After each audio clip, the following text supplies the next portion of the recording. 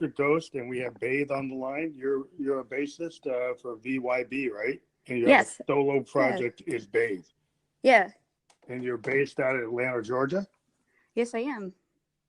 So your new debut single, The Silenced, was released on September 4th.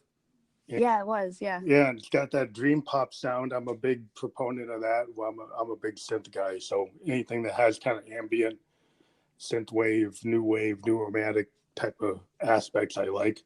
Yeah. And Awesome. and so yeah, it's very interesting. You would record it at Standard Electric Recorders Company. Yeah, that's actually my producer's company. He's in Atlanta, and he's actually like a super big synth guy. So Yeah. a lot of the synth stuff is coming from him. So if he's a super big synth guy, is he running off of like software synths, or is he actually using like old school hardware? He's actually got like a whole bunch of old school stuff. Yeah, that's what I like to hear. Yeah. Yeah, so it's really cool. I like the sound that was coming from this album, because I have Moogs and Prophets and stuff in my catalog of stuff I use in my own home studio, and I just always, I'm a big proponent of that stuff, because I used to listen to I still listen to Yes, Emerson, Lake and Palmer, a lot of progressive keyboard bands, and that's what they all used, all the old classic gear. But I think on the Silence we used like a Roland JX3P, I believe. Yeah, that's an awesome synth. Yeah. Yeah, any of the old Rolands kind of give a lot of character, and I'm a Roland guy, even though I have a lot of Moogs. Yeah, nice. Jupiters and 106s and Juno 6s, and even if you go back to like Model 100s and you could just talk shop with my producer. Yeah, SH5s and SH7s, and they all have a lot of character. But that's part of what I like. And what you're doing is because electronic music, a lot of people seem to confuse sometimes, is they think electronic music is just EDM or just trance or just DJs, and they seem to forget, going back to the old school, that electronic musicians used hardware, and I think they used it to create progressive electronic music, which isn't just dance music, it's all types of music. So I would like you to talk more about like your focus on this album to kind of use these sounds, and maybe you talk about your history of getting up to this point. Yeah, well, building off of what you just said, so like the synth that we use, we kind of use it as like a pad synth. Yeah. So he has like this controller that he puts on the JX3P, and it's just like we just held out these like two notes the entire song, and it's just like the one chord or something. But he was just like doing something on the controller where it's just like every single moment it sounded different. And that, I think that's like super special when it comes to like super like ambient stuff. It's like weird to hear the same thing over and over again, but if it's like it can sound 1,000 different ways. Yeah, that's the nature of like analog synthesis, or the old school hardware sense, is if they're analog or they're polyphonic or they're running through modular filters and envelope generators, what happens is you can just run through LFOs multiple times. And if you do that, you can take a very simple arrangement. I mean, Moogs are just monophonic, but if you run through Moogs through multiple LFOs and multiple envelopes, and you play with that, it will actually create sequencing, analog sequencing, and that is very deep and can have a lot of an effect. And so I think a lot of people are starting to realize what you can do with stuff like that, because there's a lot of stuff coming back that is in that space with machines like the machine you used. But it's just interesting to see people, working with this stuff again, because, there was a period, it seems like phases in the music industry where there's a phase where this stuff was kind of like, oh, we don't want to hear these progressive synths because Yes is done, or Gen is done, and we don't want to hear that anymore. And now it seems to be kind of creeping back in. Yeah, it does. I mean, I wasn't like super into like the whole analog synth thing before I met Damon. Damon Moon's my producer. But after just seeing all of his stuff and just working on a ton of songs with like different bands there, it's just like the analog synths are like super awesome. They can Yeah, totally change the entire sound of whatever you're playing. yeah. I think like you're a bass guitar player, right? But you also play other instruments as well, right? Yeah. Well, so I consider myself like just a multi-instrumentalist these days. Okay. I like started out as a drummer, and that's all. Like I wanted to just be a drummer in a band. It's like so bad. Um, so I joined like this one band and thinking I was going to be a drummer, and I ended up playing guitar as well and playing bass as well because I just I play all these instruments. So whenever we started playing live, I was actually just playing guitar because that my guitar parts were more like melodic. So I didn't get Hmm. to play drums in that band. And then when I joined my other band, Vibe, I actually was the drummer at first, but we had like a really hard time finding a bassist. So since I played bass, I was like, I guess I'll play bass if we can find a drummer. So Hmm. I played bass in Vibe, but it's like when it comes to bass, I can actually finally be a drummer on my own stuff, and it's super exciting. Well, But that's yeah, interesting. I play a little Yeah, bit of everything. that's cool because like a lot of bassists have come around and like people found John Paul Jones and he plays keyboards, he plays everything. He's an Yeah. awesome producer, and so a lot of times I think, if you look at people, they get known, they get kind of pigeonholed, they get known for being a bassist or known for being a drummer, but you find out a lot of musicians actually have that kind of capability. They Yeah. tend to be able to do like everything, especially today with home studios. Everybody's learning how to play keyboards. Everybody's learning how to do drums. Everybody's doing every piece of it And because you everything's can. so accessible too. Yeah, because you get a MIDI keyboard and then suddenly you can be a drummer. Yeah. Even if you have no talent as a drummer, if you get a good sequencer, you get an 808 or a 707, you're like, oh, I can do drums now. Everything's so easy to learn these days, especially with like digital stuff too. But it's still cool to actually be on your like the instrument that you're, even if you're a multi-instrument. I think it's like if you go on a real bass rather than doing a MIDI bass. I think Yeah. that there's always is I would always argue like a real drum. If somebody goes on a real drum set versus an 808, or somebody goes on a real bass versus playing like a Moog bass. Not that Moog basses aren't great, but I think there's always that authenticity of being on the actual instrument. Yeah. I think it just brings a lot to the table because I'm kind of an old school guy. We No, used to yeah, play. I totally agree. Like when it comes to, I don't know, when I started learning the drums, I would actually learn just like only Paramore songs. And I thought that was like super amazing because when I was learning it, it wasn't just like repeat the same thing, like, 4/4 Hmm. drum beat. It's like every single measure, he did something a little different. And, Yeah, you can't really copy that, or I mean, you could, but it would be it's so very much harder. difficult. Like the kind of drumming I'm a big jazz guy, so if I listen to like Coltrane or I'll listen to like Sun Ra, or Davis, or you go back and you listen to like Mitch Mitchell Hmm. on the Jimi Hendrix Experience, right? He's pretty much soloing through the whole songs with Jimmy. Uh-huh. He's keeping the beat, but he's a jazz drummer. He's like he's basically doing runs all the time. Yeah, Um, everything's different. and then if you listen to a guy like Keith Moon, I mean Keith Moon never kept time. He was always riffing and rolling through everything. I mean Pete Townsend as the guitar player was keeping the time in the Who. he actually keeps the time through the chords. Hmm.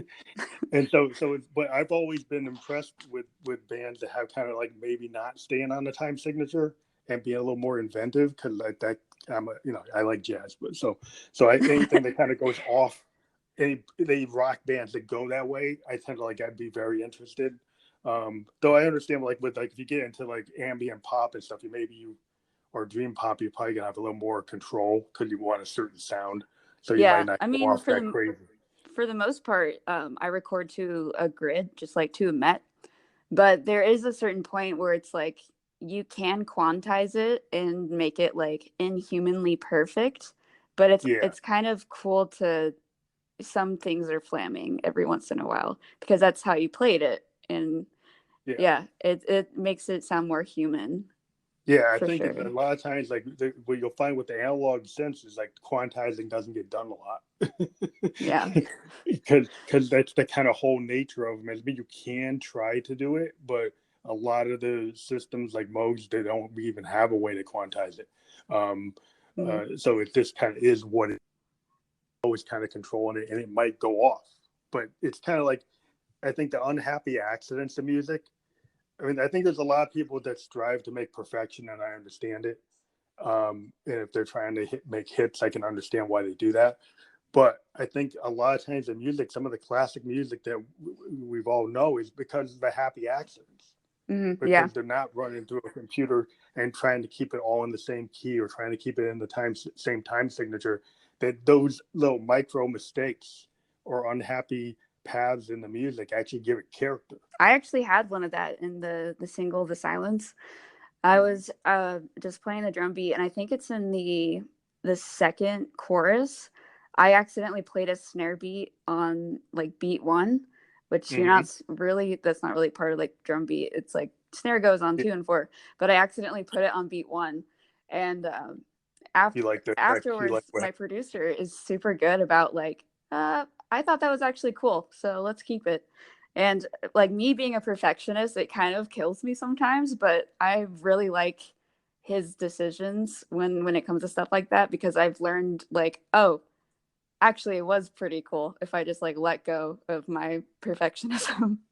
Yeah, that kind of comes to another question I ask a lot of bands. Like, because today you can do so many takes and you can do so much auto correction, and you can go in on a grid, you can change everything.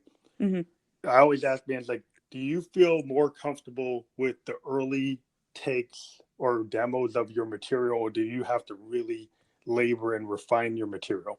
Is it like somewhere in the middle or somewhere at the end of that kind of range So when when it you write comes it? to just like actually creating it, I'm actually really forgiving of myself and like the mistakes I make.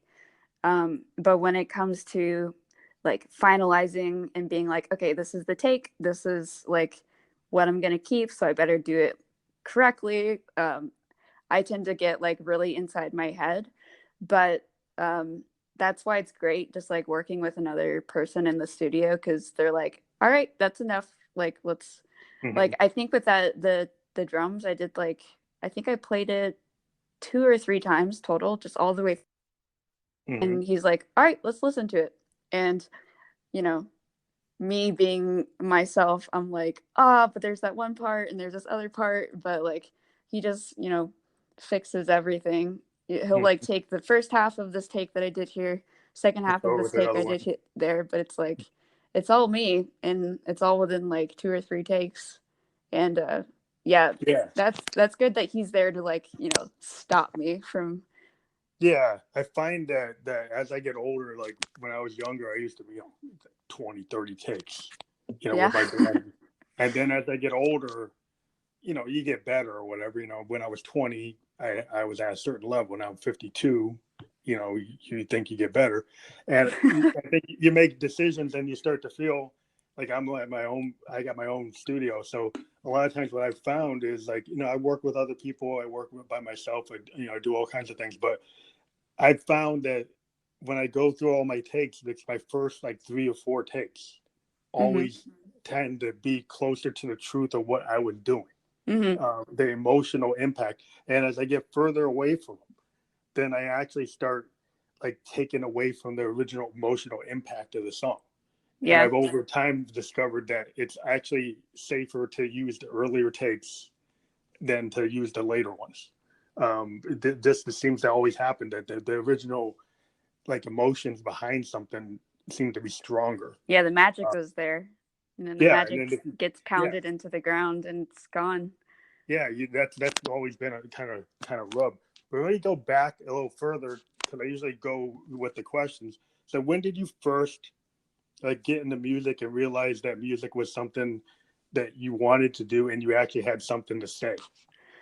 Uh, well, I got into music. I was in just band class growing up, but I don't really consider that the beginning of my music career, because I think when I got my first electric guitar at the age of 16 was probably the first like vivid memory I have. So that was, I mean, I'm 26 now, so that was 10 years ago. And I think, uh, I don't know, like I was really into, Paramore. I've mentioned that. So my musical tastes have really changed since I first got into it. I used to be like really into these like punk rock sort of things. But as I got older, I started putting less and less distortion on my guitar, and my music just sort of changed into what it is now, which is like sort of clean sounding guitars, a lot of effects, a lot of reverb, and yeah, it's been a very big growth process. But yeah, that was the first vivid memory I have of when I started writing music. And as far as having like a something to say with my music, I wasn't actually, I didn't really care about saying anything. I just thought playing music was so fun that I was going to do it anyways. I actually didn't have vocals on any of my stuff like for years because I hated the sound of my voice. I I was like horrible at coming up with lyrics. So a lot of my stuff is very like taiko-ish. So Hmm. like you listen to taiko? Yeah, my daughter actually. I lived in Japan for 2 years. Uh-huh. My daughter actually had a sensei and took taiko, and we have a real Japanese taiko, couple of taiko drums in our house Oh, wow. from Tokyo, so we're pretty cool. That's awesome. Well, yeah, so like that was like sort of what my thing was. I was like, I guess I'm an instrumentalist because I play all these instruments and I don't sing. So as far as like having something to say, I think it was just like having a unique voice with the mood you were creating with your music, not necessarily the words, if that makes any sense. Hmm. Yeah, kind of like Michael Stipe in early REM. You don't really know what he's saying, Yeah. but actually, some people say the IRS REM records actually are favorites compared to when you actually can hear them. Yeah. Because because it was about the music.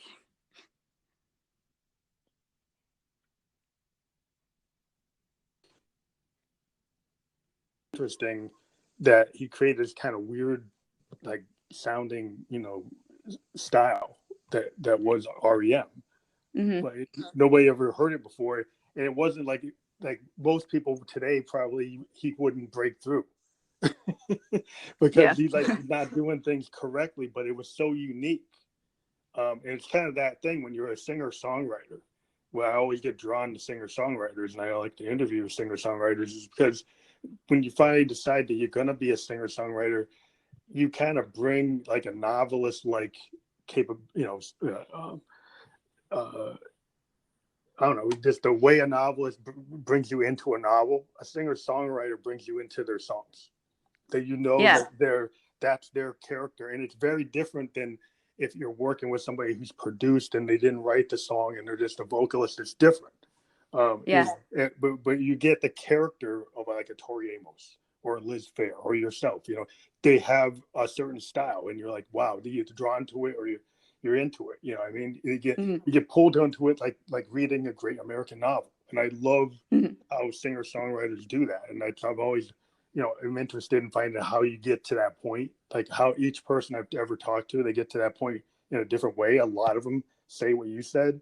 They didn't like their voice, but then eventually they felt like they had to use their voice because if they're going to write their material, it has to be them. Uh, Yeah. and That's then that's 100% how it. it seems to come about. Yeah. Yeah. I've tried to like collaborating with other people with my music, and like they'll sing on top of it, or maybe like they'll write part of the instruments and then I'll write part of the instruments, and then it's always like, I don't know, it's not quite my 100% vision whenever it's someone else singing on top of it. Yeah. um but after I started singing on top of my stuff, like, I don't know, probably 3 years ago, and it was never actually like stuff I liked, but it was just stuff that I did just to see if I could do it. And I like put some stuff on SoundCloud and just kind of like got over myself about that. And I actually experimented with like different vocal styles, and I found out that like I suck at like singing like I'm on American Idol. I cannot project my voice. Like Like that's a not, traditional vocalist, like a pop singer vocalist. yeah, I can't do it. It's like it wouldn't be Yeah. pretty. But when it comes to like doubling your voice and then maybe singing a little softer and closer to the mic, that's actually where I'm like very okay with the sound of my voice, and I think it actually complements the instruments. So I'm actually super happy that I, Yeah, well, it's all got about over like, myself and yeah, did it's it. all about finding the right mics and finding your vocal style. Like if I could tell a story about like Bam Electric Ghost, it's like I was just like the same. I just played keyboards for years and never sang. I just played keyboards like no ghost. I was just doing like what I called sound paintings, and I'd write these really big sound paintings that kind of it came from like progressive rock, Emerson, Lake and Palmer, Yes, bands like that. I like that, sound paintings. That's Yeah. cool. Yeah, when Hendrix came up with the term, when people ask him about Electric Ladyland, and it sounds like a sound painting, it's like people are trying to understand.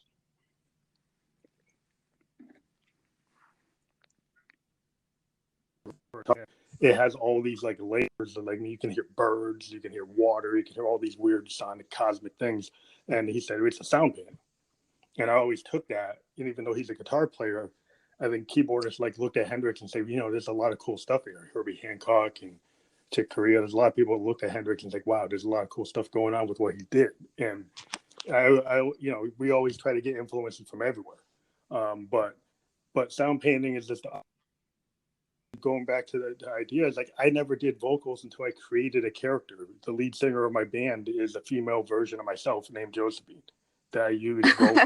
I use Roland. That's awesome.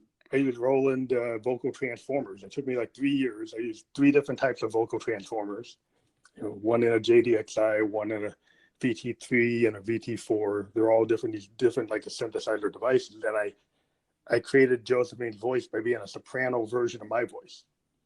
Turns into Josephine, and then I created a whole mystique, a kind of method act, and she has a character that is a female version of myself. And I never felt comfortable with my male voice, and so every Bam Electric Ghost song basically has Josephine singing, and it's not not exactly me.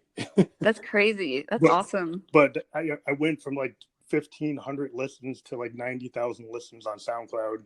Got this program. I got a record contract. Like all these things happened after I decided to do Josephine. Do you think it was because you were more confident? Well, it was like because I treat it like I'm an actor. Josephine, I kind of method act. I kind of created a whole character. She's like a dominatrix. She's very out there. She's very aggressive. She's very assertive. She knows what she wants. And I just created all these stories and all these things of mythology about her. Yeah, that's awesome. It's like you believed in it, so other people believed in it too. Yeah, it's just people found that her character was interesting, and it was more interesting than just me trying to sing a song as a guy.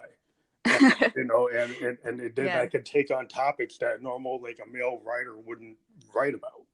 And so they gave me a totally different way of doing things. That's so creative. Wow. But you just never you never know. I mean, if somebody asked me when I was 27, would I ever have done that? I did that when I was like in my 40s. So he's like, you never know how you're gonna hit or what you're gonna do as an artist. But I think like finding your voice is always interesting. That you found your voice, you didn't like it, but then you found ways to get it to be what you envision in your songs. Yeah, and part of it is just listening to different artists that weren't projecting their voices too. Like I know Lana Del Rey has like a very whispery voice. Lorde, Billie Eilish, Beach House. They tend to all have just like these amazing softer voices sometimes. Like Liz Phair too. I mean, she doesn't have a technically, somebody like she's not Mariah Carey, not Whitney Houston, but Liz Phair's voice defines her music. Yeah, but it's technically not the best technical voice you could say. But from an authentic point of view, and as a singer-songwriter, she's kind of doing like a Dylan, or Lou Reed.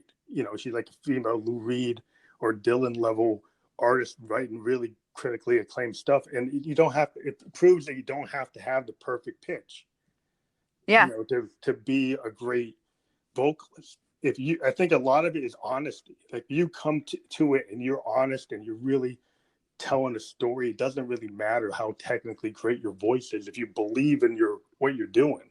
Yeah, I think you can carry it off. And I think that's what you were saying. Like once you believe and you figure it out and then you believe in it, then you get other people to believe it. yeah, Yeah. exactly. And I think also part of it is just like we're so culturally trained to just see like singers winning competitions that have all these like big projected voices. There's never any singers on there that sound like Billie Eilish, No, you know? it's all 5 octave capable, Mariah Carey level, Whitney Houston level, and that's fine. But then Yeah. again, a lot of times, like Carole King isn't at that high level. You Mm-hmm. know that like Tori Amos, which she's really good, but she's a piano player more than a singer. She has a unique style like a Kate Bush, but still, it's like even like go back to Kate Bush, that's technically she's kind of got this strange thing going on. It's kind of odd, and that's what's cool. Yeah. But a lot of times, what's popular drives out the like Lou Reed, Velvet Underground, like kind of indie that type stuff. I've Yeah. always been somebody that liked like the Velvets, and Mm-hmm. or liked like Big Star, Alex Chilton and Big Star. I always liked the bands that nobody liked, and then now they're critically acclaimed. um, but it's like That those makes were you a hipster. yeah, but I wasn't trying to be. I was just trying to find something that was different. Yeah, 'Cause I know. I tend to stay away from the top 20. I tend to go to the bottom 100 Yeah. or 200, or 500, because that's where the cool stuff is. As a college radio guy, Yeah. I would always be listening to like, I would listen to the Replacements or Husker Mm-hmm. Du, or like Joy Division. I was gonna say, well, I like Joy Division better than the Cure because that's really like pure new wave, but yeah, just because it's like the honesty in some of these bands, that necessarily not trying to be number one, but just trying saying something Yeah, that and was for me different. it's like they know what they are, and having that like such direct vision in what they're trying to do, in like uncompromising in the process, is it's super inspiring. Yeah, that's why I think a lot of artists. I knew some musicians that they gave up when they didn't get. Well, if I can't hit like Guns N' Roses, or if I can't hit like Rat, then I'm done. Yeah. And I'm like, if you love music, you just keep on doing it. So I know a bunch of guys when I was like 17, like 90% of them all stopped, and Mm-hmm. there's only like 2 or 3 of us that kept on going. Mm-hmm. And we're all doing our own thing, and we've got our own styles. But like so many people would like, oh, if I can't hit, then I'm done. And I think you gotta do it because you love it, Exactly. and Yeah. then it'll kind of come to you. You fall into it. That things happen because you believe in what you're doing. You know. Yeah, and if we never make it, then it's like, well, at least I loved what I was doing. Yeah, but there's always that. William Blake. Nobody ever liked any of his poetry until he was gone. There's a tendency in art where sometimes if you're not successful in your time, people find your stuff. Yeah. If you put a Which is lot of like effort into awesome it. but so sad. It's sad, but it tends to be what happened. I mean, like the Velvets. The Velvets, like nobody found them until they were done. Yeah. But then Lou Reed got all this press after, and he was in his 40s and 50s, and he's suddenly getting all this praise. But when he was doing it, nobody cared. Yeah. but that's sometimes that's what happens. I mean, sometimes you don't hit like the Beatles. You don't hit that hard. Mm-hmm. You can do doing this podcast, and I'm hitting more fans on my podcast than my music, but it gets me out there, and I get to do what I like to do, and I still get to support what I'm doing. Mm-hmm.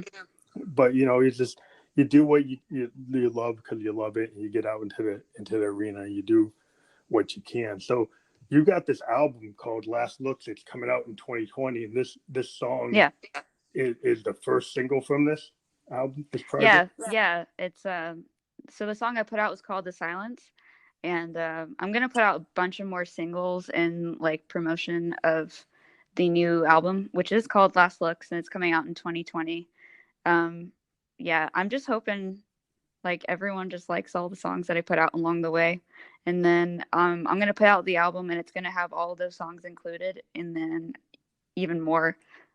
So it'll be like a whole collection of what I've done.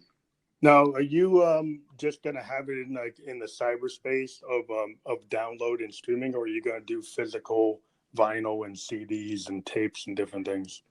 Ideally, I would love to do physical. I am a very much a CD person, and I feel like that's not very popular. Everyone's like CDs are dying, but Yeah. my car is full of CDs. I have a vinyl record player, but it's like so cheap and it plays everything like kind of in slow mo and it's broken. But CDs is where it's at for me. So like I think it's kind of been Yeah, well, kind of yeah, bucket list to get a CD of just my music and it, hand it to my mom or something. it would be cool because the one thing people forget is like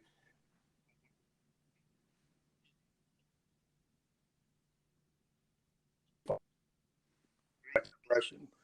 And Yeah. as an analog synth player, we're like, I got to get this on CD or vinyl because like modes get kind of wrecked when they get compressed. Mm-hmm. If you're playing a Prophet 5 or a Juno 106 and you put it like in the cyber world, you lose half the signal. It just doesn't sound as impressive. I mean, you can try to make it sound as good as you can, but Mm-hmm. you lose a lot. Um, so I'm an old school guy. I grew up listening to like Purple Rain. I bought when it came out on vinyl. I Mm-hmm. rode my bicycle to the mall and I bought it on vinyl. So my dad had 8 tracks. My dad had 78s of like James Brown. So we had a really nice hi-fi, and I was listening to Stevie Wonder intervisions on vinyl, and 8 tracks of the Temptations and the Four Tops. So I just used to hear things that are really, you could hear everything. Things didn't get Yeah. knocked out of the mix. And that's one thing I noticed when some of the new forms came out. There's lots of things I would go back and listen to the original mixes that my dad had, and they're like this stuff that you can't hear anymore. That's crazy. And it's a choice. When to be able to have the portability, you lose some of the fidelity. Um, Mm-hmm. and so it's like if you're like a real into sonic high fidelity, you're like, oh, I want to try to keep as much of it as I can. Yeah. And I was born in the 90s, so CDs were where it was at when I was growing up. Vinyl wasn't really Yeah, it was something we dying. had in our house. Yeah, it was dying. So like I think it's awesome. You have all these like cool memories. I never experienced like anything like that. For me it was just like shitty radio and CDs, but yeah. Yeah, I'm it's really just interested to see like what what you can if do. I put my music on there because I have analog synths on there if they would sound better Yeah, on vinyl. I really think they do. Some people say, "Oh, these you can't tell," but there are people like Neil Young is like has all kinds of like evidence if he goes into it, talking Mm-hmm. about how the compression algorithms on MP3s don't sound as good. He goes on and on. You can Yeah. see all kinds of things that Neil talks about, and he's an old school guy. But yeah, so it's just interesting that you've been able to get here and with your music, and you got this project, and you're.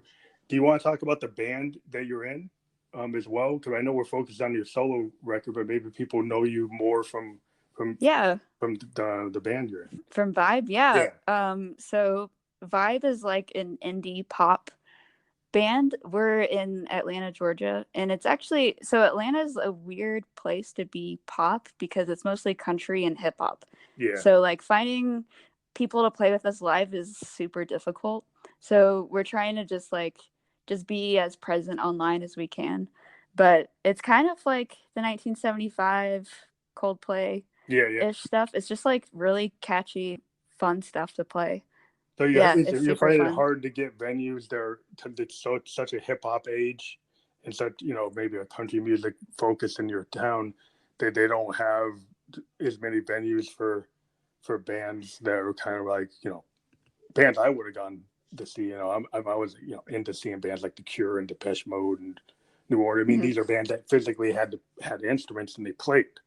Yeah, You know, we do have like dedicated places like Smith's Old Bar, the Masquerade, the Earl, Drunken Unicorns, places like that where it's like, still have yeah, bands. you Not, definitely play just like rock bands here. But we played like it was at something it was like a lot of bands were playing all at the same time, oh, and like festival. we were next to like hip hop artists, and it's like uh this is what you get for being in Atlanta. Like there's like hardly any people that sound pop. Yeah. Well, I have the benefit, like when I go to New York City still likes to see a lot of new wave, new romantic bands. Mm-hmm. Even though I'm not a cover band, but I'm in that space. So there's a lot of people are really getting into modular electronic music where bands actually have equipment. There Mm-hmm. was a time where like I was running into a lot of people that were just like all they wanted to do is have CDJs Mm-hmm. on stage, and that's kind of like disappointing. If Yeah. you're a keyboardist, you're like, I had some promoter come up to me and say, "Well, where's the? Can you just bring a CDJ?" He's like, "Well, I'm a keyboardist." And he's like, he just couldn't get it in his head that I can't just. Well, why don't you just take your stuff and just do it on a CDJ? He's like, well, I'm not a DJ. And there was this confusion today people have like electronic music where they think everything's like DJ, and they're Yeah, it's totally not. trying to Yeah. tell them that like, well, it's more like the Cure, it's more like New Order, and they're like, what? Yeah. And you're like, no, I don't get that. It's all about like, I don't know. I feel like we have like a really big presence in other cities besides Atlanta, which is makes a lot of sense knowing that Atlanta is mostly country and hip hop. But like I think New York and Portland and Seattle is where we actually get a lot of our streams from. Yeah, that would make sense Yeah.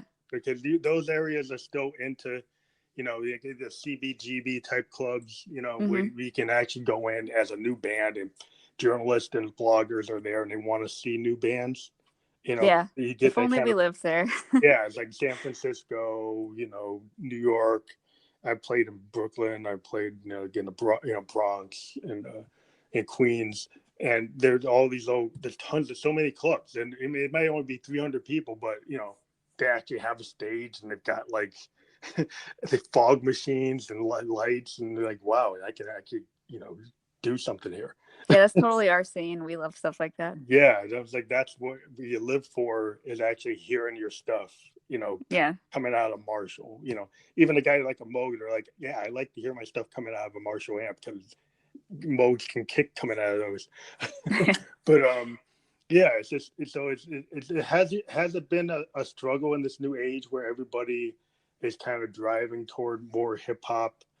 Have people, have you been approached to like collab with like DJs and hip hop artists and kind of get into that scene, or have you been guys just like, well, we're gonna be dream pop, or we're not really going that way? Well, I mean, I've been approached by a lot of hip hop artists, and I mean, that's fine. I don't really have any plans on collaborating with that genre specifically. Mm-hmm. Although I do enjoy, I have some like stuff I really like listening to in that genre. But I don't know. I don't really think I would ever incorporate like Yeah, rappers into my music, yeah, and you haven't found I've a had way to make them it ask work. yeah, I've had them ask me to like make the music Produce for for them. so that they could rap on top of my music, which is actually a really cool idea. That might But work. Yeah, it might work. yeah, I don't think it would work the other way around for me though. Yeah, I think you could give a band, like if you think about it, you get a band like I don't know if you like De La Soul is like a psychedelic hip hop band, rap band, and Mm-hmm. they used to do a lot of weird psychedelic kind of stuff. And I think hip hop guys who are being adventurous, that are going into like electronic, that have some trance or new wave or new romantic stuff in their music. I actually did a couple of collabs with some hip hop guys where I gave them the beats and I gave them some heavy Moog stuff and some kind of psychedelic stuff that they didn't know they didn't want to sample because they didn't want to pay for the Oh. samples. So I wrote them original stuff. But yeah, so I think there's a lot of hip hop bands that are looking for people to give them original material so they don't have to worry about the rights. Yeah. Yeah, so I mean, yeah, there's opportunities there potentially, but yeah, I don't want to get known for just doing that because I like my own stuff. Yeah, exactly. But yeah, so that's one of our questions. Like, are you into like thinking about collaborating? And you can collab. If you think about collaborations, like you can go a totally different way. You can like work with like classical musician, or like Hmm. and then do something where you get like symphonic stuff behind you, or you work with jazz, or you work with a country band, and like, well, maybe how would that work? But there's so many different things. It seems like the cross collaboration of different genres is.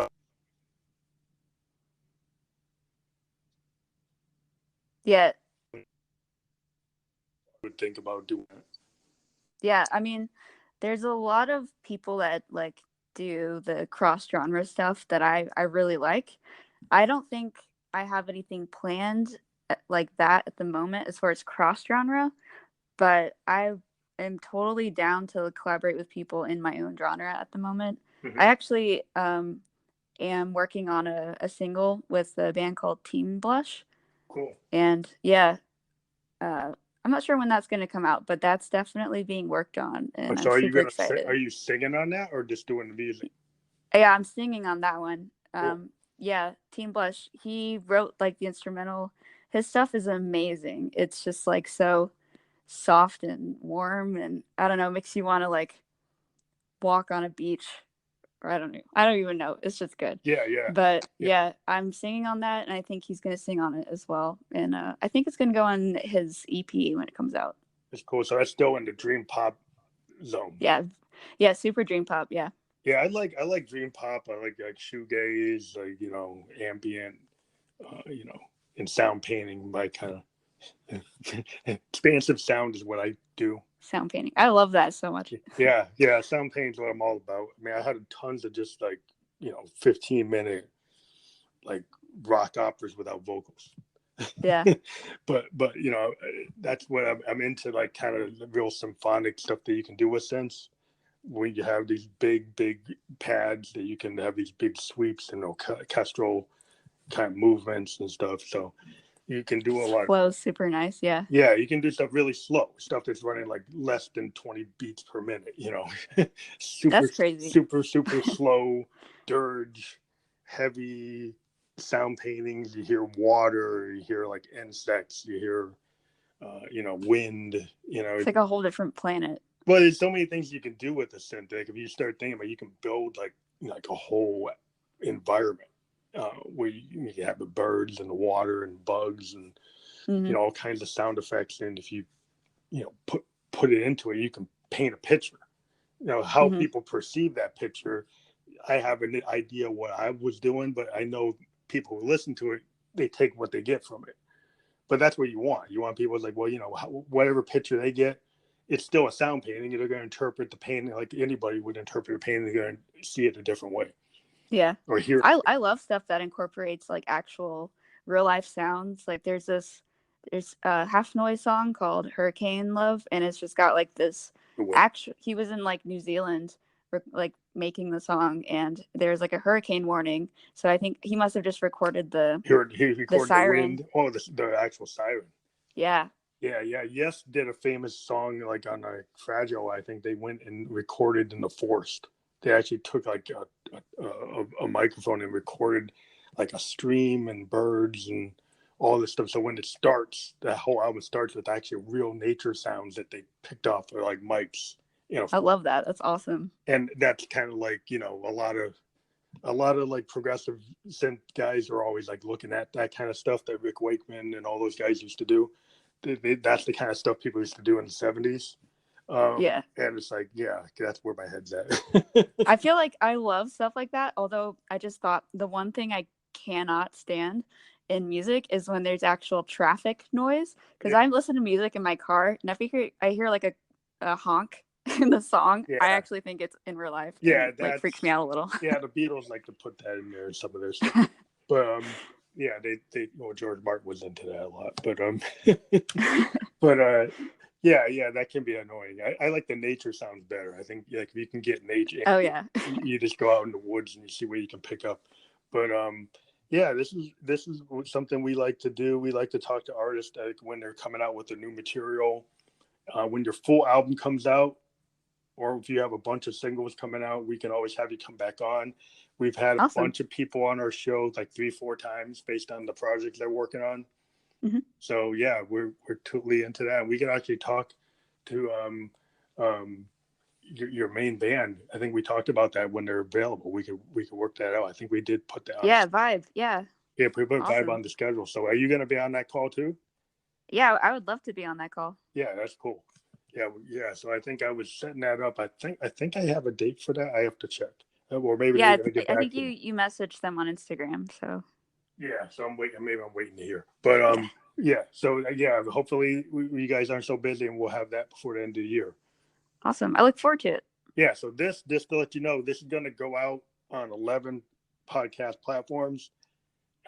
Anchor is actually part of Spotify, Hmm. and so it goes on Spotify, it goes on Apple, goes on Radio Public, Overcast, a bunch of other ones, Awesome. and then we get pushed out to Instagram, and we can put a highlight on Instagram that connects directly to Spotify.